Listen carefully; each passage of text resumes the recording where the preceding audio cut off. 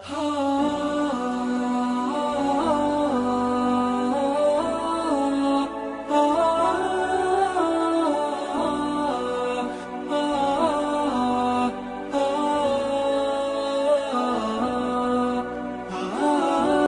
لله رب العالمين والعاقبة للمتقين والصلاة والسلام على سيد الأنبياء والمرسلين أما بعد فأعوذ بالله من الشيطان الرجيم بسم الله الرحمن الرحيم فقد قال الله تعالى في القرآن العظيم والفرقان المجيد أعوذ بالله من الشيطان الرجيم بسم الله الرحمن الرحيم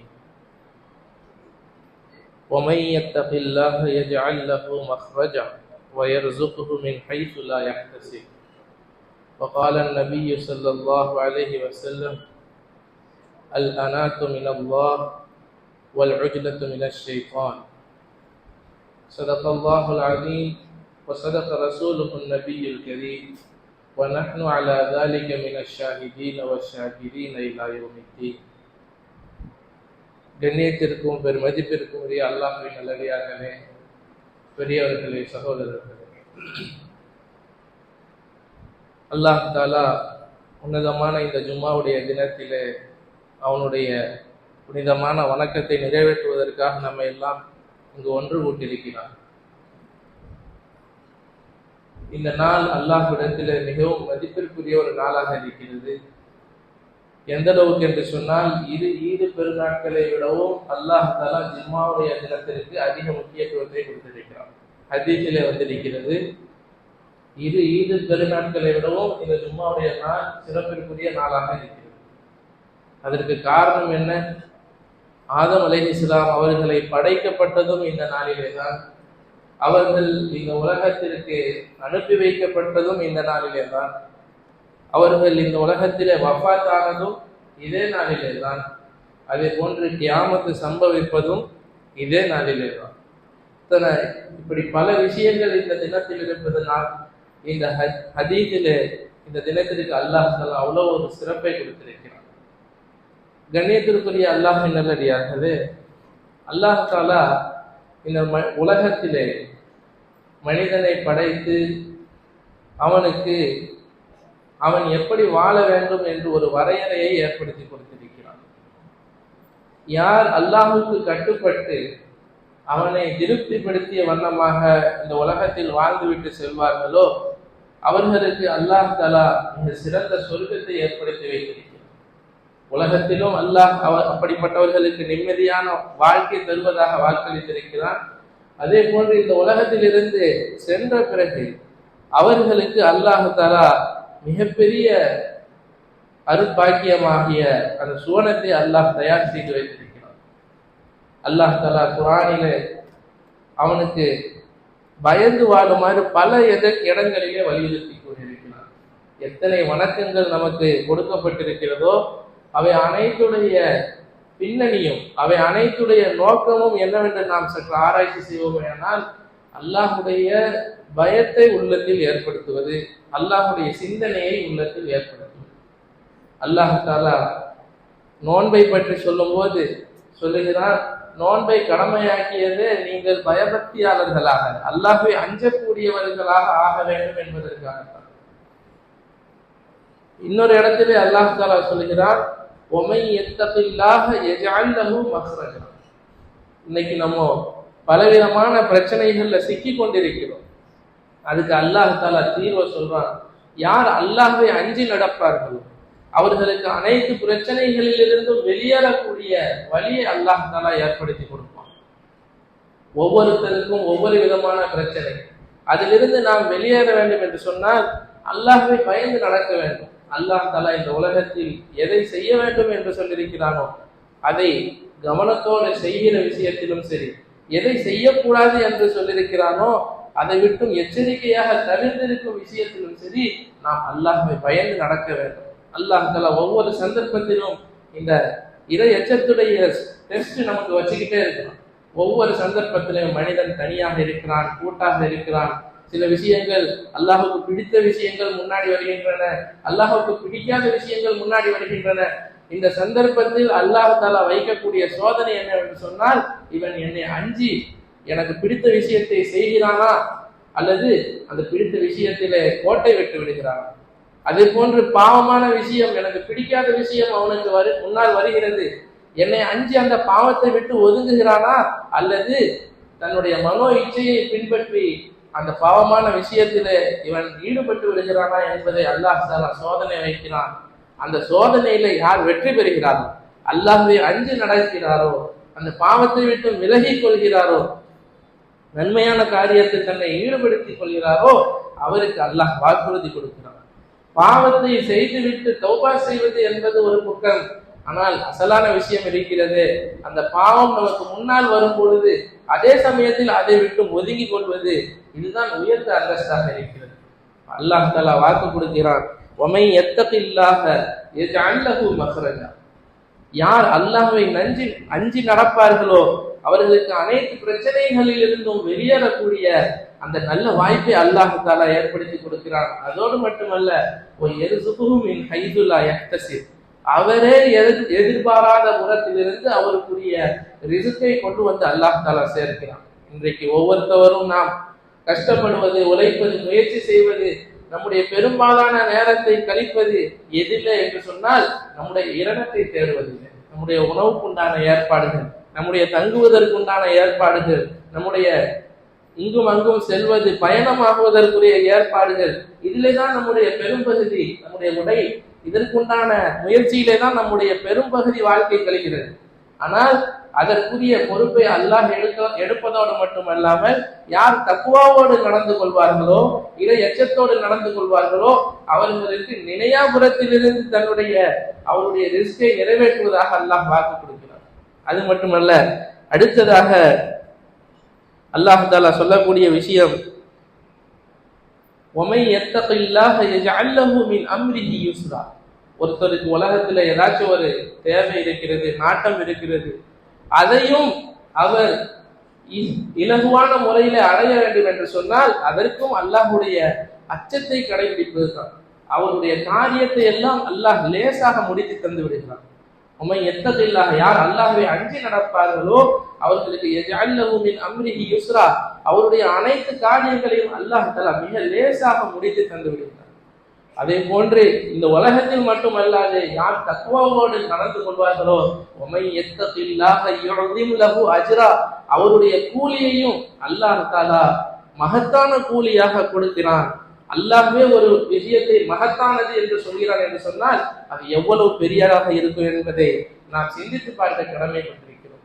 நபி ஸல்லல்லாஹு அலைஹி வஸல்லம் அவர்களும் நமக்கு வலியுறுத்தி சொல்லியிருக்கிறார்கள், அதாவது இத்தகில் மஹாரிம், பாவமான காரியங்களை விட்டு நீங்கள் விலகி கொள்ளுங்கள். அப்படி விலகி கொண்டால் தகுன் அஅபதன் நாஸ், அடியார்களிலேயே மிகப்பெரிய வணக்கசாலிகளாக நீங்கள் ஆகுவீர்கள். ஒரு புறம் ஒருவர் பெரிய பெரிய வணக்கங்களில் ஈடுபடுகிறார், பகலெல்லாம் நோன்பு வைக்கிறார், இரவெல்லாம் தஹஜ்ஜத் தொழுகையிலே கழிக்கிறார், தான தர்மங்கள் செய்கிறார், ஆனால் அதே சமயம் பாவமும் செய்கிறார் என்று சொன்னால், இதற்கு உதாரணம் சொல்வார்கள், ஒரு பானையிலே தண்ணீரை பிடித்துக் கொண்டிருக்கிறார், ஆனால் கீழே ஓட்டை வைத்திருக்கிறார், கீழே ஓட்டை போடப்பட்டிருக்கிறது. அந்த பானையில் எவ்வளவு நேரம் தண்ணீர் பிடித்தாலும் அதே சமயத்தில் அந்த தண்ணீர் வெளியும் சென்றுவிடும், அதிலே தண்ணீர் தங்காது. இதே போன்றுதான் எவ்வளவு நல்ல அமல்கள் செய்தாலும் பாவங்களின் காரணமாக நம்முடைய அந்த நாம் செய்து வைத்திருந்த நல்ல அமல்கள் எல்லாம் வீணாகிவிடும். ஆனால் அந்த ஹதீஸில் சொன்னதை போன்று பாவங்கள் நம்மிடத்தில் ஏற்படவில்லை, அதே சமயம் நம்முடைய வணக்க வழிபாடுகள் குறைவாகத்தான் இருக்கின்றன, பருதுகளை மட்டும் நிறைவேற்றுகிறார், ஆனால் இவர் பாவத்தை செய்யவில்லை என்று சொன்னால் இவர் மிகப்பெரிய வணக்கசாலியாக ஆகிவிடுகிறார் என்பதாக சொன்னார். இன்னொரு ஹதீஸிலே நபி ஸல்லல்லாஹு அலைஹி வஸல்லம் அவர்கள் கூறி காட்டினார்கள், ஸலாத்துன் முன்ஜியாத் வ ஸலாத்துன் முஹ்லிகாத், மூன்று விஷயங்கள் அவை மனிதனுக்கு வெற்றியளிக்கக்கூடிய விஷயங்களாக இருக்கின்றன, இன்னும் மூன்று விஷயங்கள் மனிதனை நாசத்தில் ஆழ்த்தக்கூடியவையாக இருக்கின்றன. அம்மல் முன்ஜியாத், வெற்றி அளிக்கக்கூடிய மூன்று விஷயங்கள், அதுல முதலாவது தக்குவல்லாஹி ஃபி சிர்ரி வல் அலானியா, அல்லாஹ்வை ரகசியத்திலும் பரஹசியத்திலும் அஞ்சுவது. எந்த சந்தர்ப்பத்தில் இருந்தாலும் நாம் மக்களுக்கு முன்னிலையில் இருந்தாலும் சரி, அப்பொழுது அல்லாஹுக்கு அஞ்சி நடப்பது, அல்லாஹுடைய கட்டளைகளை நிறைவேற்றுவது, அதே போன்று பாவங்களை விட்டு விலகி இருப்பது.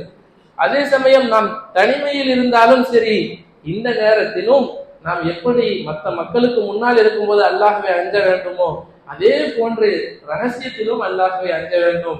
அல்லாஹுடைய கட்டளைகளை நிறைவேற்ற வேண்டும். அல்லாஹ் தடுத்த விஷயங்களை விட்டு விலகி இருக்க வேண்டும்.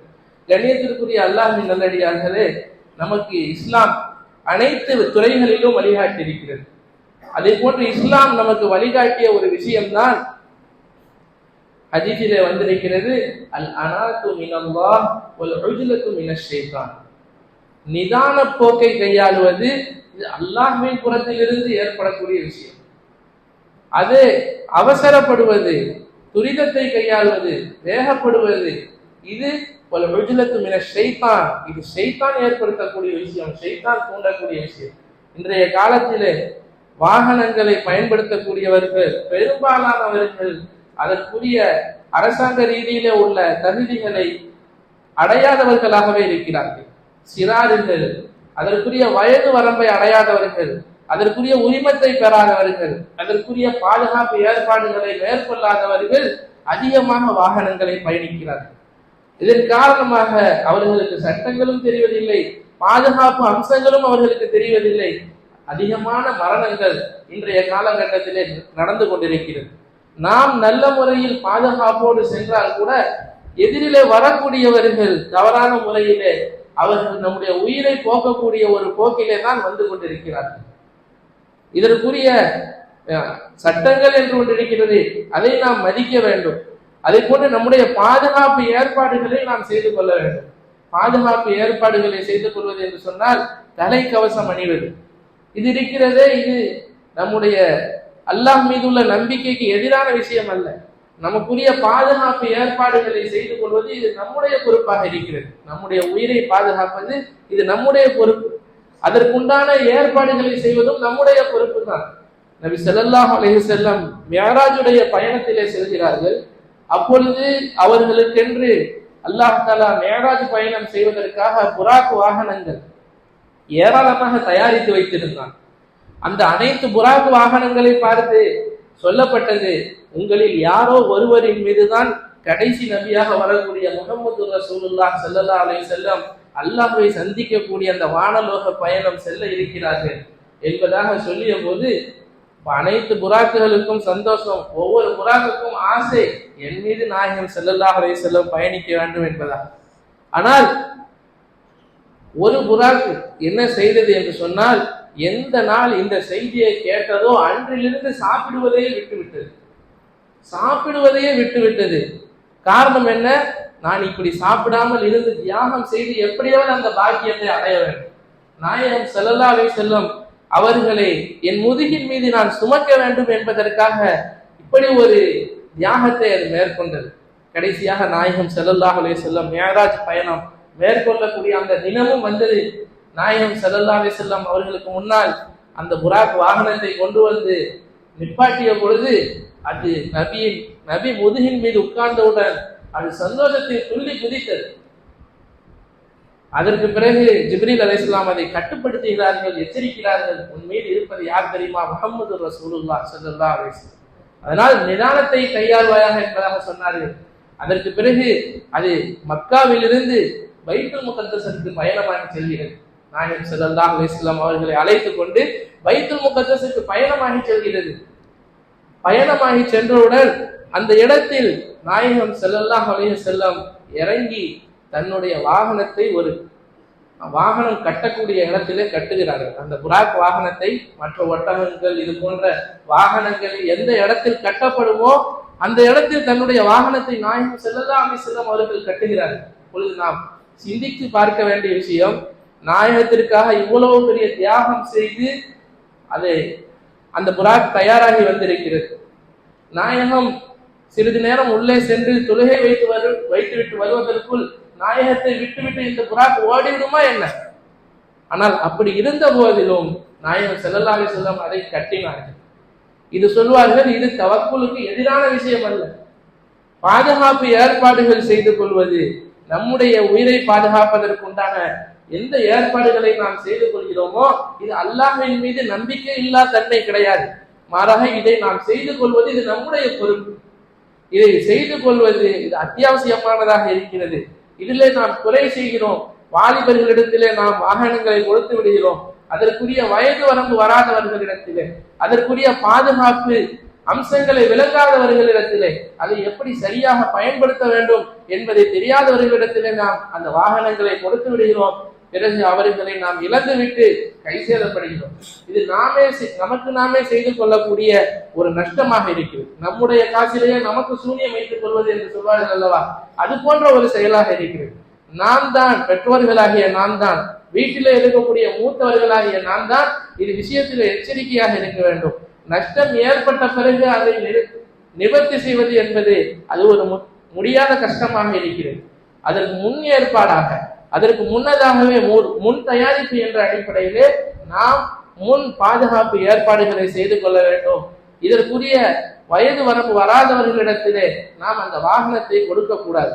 அதற்குண்டான கவனத்தில் நாம் தான் அந்த விஷயங்களை கொள்ள வேண்டும். அது மட்டும் இல்லாமல் ஹஜ்ரத் அவர்களுடைய இந்த விபத்து நடந்தது, அது விஷயத்திலே சில தவறான எண்ணங்கள் கொள்ளப்பட்டிருக்கிறது. விஷயம் அவ்வாறு அல்ல. ஜனாதாவுடைய ஏற்பாடு இன்ஷா அல்லாஹ் 5 மணிக்கு மரைக்கா பள்ளியிலே இன்ஷா நடைபெறும். சில வதந்திகள் பரவிவிட்டதாக, அடக்கிவிட்டதாகவும் சில விஷயங்கள் சொல்லப்படுகிறது. அப்படி ஏதும் நடக்கவில்லை. அவர்களுடைய மனைவியுடைய வீட்டிலே அது வைக்கப்பட்டிருக்கிறது. இன்ஷா அல்லாஹ் அவர்களுடைய ஜனாதா நல்லடக்கம் அது இன்ஷா அல்லாஹ் 5 மணிக்கு மரைக்கா பள்ளியிலே நடைபெறும். நாம் செய்ய வேண்டிய விஷயம் என்னவென்று சொன்னால், இதிலிருந்து நாம் படிப்பினைகள் பெற வேண்டும். மீண்டும் மீண்டும் இது போன்ற அகால மரணங்கள் ஏற்படுவதற்கு வழிவிடாமல் நாம் பாதுகாப்பு ஏற்பாடுகளை செய்ய வேண்டும். வெளிரங்கமான உலக ரீதியான பாதுகாப்பு ஏற்பாடுகள் ஒரு புறம் இருக்க, நம் அமல் ரீதியாக அல்லாஹ்விடத்திலே பாதுகாப்பு தேட வேண்டும். நாம் என்னதான் உலக ரீதியான பாதுகாப்புகள் செய்தாலும் அது 100% கேரண்டி கிடையாது. அதை மீறியும் பிரச்சனைகள் வரலாம். ஆனால் 100% கேரண்டியான பாதுகாப்பு எது இருக்குது என்று சொன்னால், அல்லாஹும் ரசூலும் நமக்கு கற்றுத்தந்த துவாக்களிலே இருக்கிறது. அபூ தர்தா ரலியல்லாஹு அன்ஹு அவர்களுடைய வீட்டுக்கு பக்கத்திலே தீ பற்றி கொண்டது. ஒருவர் சொல்கிறார், உங்கள் வீட்டிலே, உங்கள் தெருவிலே நெருப்பு பற்றி கொண்டு விட்டது, உங்கள் வீட்டுக்கு செல்லுங்கள், அதை காப்பாற்றுவதற்கு முயற்சி செய்யுங்கள் என்கிறார். அவர்கள் அசரவில்லை, பள்ளியிலே இருக்கிறார்கள், அமலிலே உட்கார்ந்து இருக்கிறார்கள். 2ஆம் நபர் சொல்கிறார், உங்களுடைய வீடு வரைக்கும் நெருப்பு வந்து விட்டது, உங்கள் வீடு பற்றி எரிய போகிறது, போய் காப்பாற்றுங்கள் என்கிறார். அப்பொழுதும் அவர்கள் அசரவில்லை. நாம இருந்தால் முதல் நபர் வந்ததற்கு அந்த செய்தியை கேட்டதுமே பதரை எடுத்துக்கொண்டு ஓடி இருக்கும். அவர்கள் அப்பொழுதும் அசரவில்லை. 3ஆம் முறை ஒரு நபர் சொல்கிறார், உங்கள் வீட்டுக்கு தீ பிடித்து விட்டது, விரைவாக செல்லுங்கள், காப்பாற்றுவதற்குண்டான ஏற்பாடுகள் செய்யுங்கள் என்பதாக சொல்கிறார். அப்பொழுதும் அவர்கள் செல்லவில்லை. கடைசியாக 4வது ஒரு சஹாபி சொல்கிறார்கள், உங்கள் வீடு வரை நெருப்பு வந்து விட்டது, ஆனால் உங்கள் வீட்டிற்கு வந்தவுடன் அந்த நெருப்பு அணைந்து விட்டது. அப்பொழுது அந்த வந்தவர் கேட்கிறார், இத்தனை நபர்கள் உங்களிடத்தில் தீப்பற்றி விட்டதாக செய்தி சொன்ன போதிலும் நீங்கள் உறுதியான நம்பிக்கையுடன், அசைக்க முடியாத நம்பிக்கையுடன் எவ்வாறு இருந்தீர்கள் என்பதாக சொல்லும் போது, நாயகம் ஸல்லல்லாஹு அலைஹி வஸல்லம் அவர்கள் எனக்கு ஒரு துஆவை கற்றுத் தந்திருக்கிறார்கள். அல்லாஹும்ம அன்த ரப்பி லா இலாஹ இல்லா அன்த அலைக தவக்கல்து வ அன்த ரப்புல் அர்ஷில் கரீம் மா ஷா அல்லாஹு கான வ மா லம் யஷா லம் யகுன் வ லா ஹவ்ல வ லா குவத இல்லா பில்லாஹில் அலியில் அஸீம் அஅலமு அன்ன அல்லாஹ அலா குல்லி ஷைஇன் கதீர் வ அன்ன அல்லாஹ கத் அஹாத பிகுல்லி ஷைஇன் இல்மா அல்லாஹும்ம இன்னி அஊது பிக மின் ஷர்ரி நஃப்ஸி வ மின் ஷர்ரி குல்லி தாபத்தின் அன்த ஆகிதும் பிநாசியத்திஹா இன்ன ரப்பி லகஃபூருர் ரஹீம். இந்த துஆவை நீங்கள் ஓதினால் உங்களுக்கும் உங்களுடைய குடும்பத்திற்கும் அல்லாஹ் பாதுகாப்பு அளிப்பான், அன்றைய நாள் முழுவதும் பாதுகாப்பு அளிப்பான் என்று நாயகம் ஸல்லல்லாஹு அலைஹி வஸல்லம் சொல்லியிருக்கிறார்கள். கண்டிப்பாக அல்லாஹ் எனக்கு பாதுகாப்பு அளிப்பான் என்ற உறுதியான நம்பிக்கை இருந்தது. அதன் காரணமாகத்தான் நான் ஸ்திரமாக இருந்தேன் என்று சொன்னார். நாயகத்துடைய வாக்கு அது பொய்யாகாது என்ற அந்த உறுதியான நம்பிக்கை அவர்களிடத்தில் இருந்தது. அதை போன்று நாமும் நம்முடைய உலகத்திலே சிக்கல்களில் மாட்டக்கூடாது என்று சொன்னால், உலக ரீதியான வெளி உபகரணங்களை பயன்படுத்துவோர் பயன்படுத்துவதோடு இந்த நாயகம் ஸல்லல்லாஹு அலைஹி வஸல்லம் காட்டி தந்திருக்கக்கூடிய இது போன்ற துவாக்களை அல்லாஹ் நமக்கு வலியுறுத்தி இருக்கக்கூடிய துவாக்களை சந்தர்ப்ப துவாக்களை நாம் காலை மாலை பேணுதலாக ஓதி வர வேண்டும். வல்ல ரஹ்மான் அதற்குரிய தௌஃபீகை தருவானாக. வாஹிரு தஅவானா அல்ஹம்துலில்லாஹி ரப்பில் ஆலமீன்.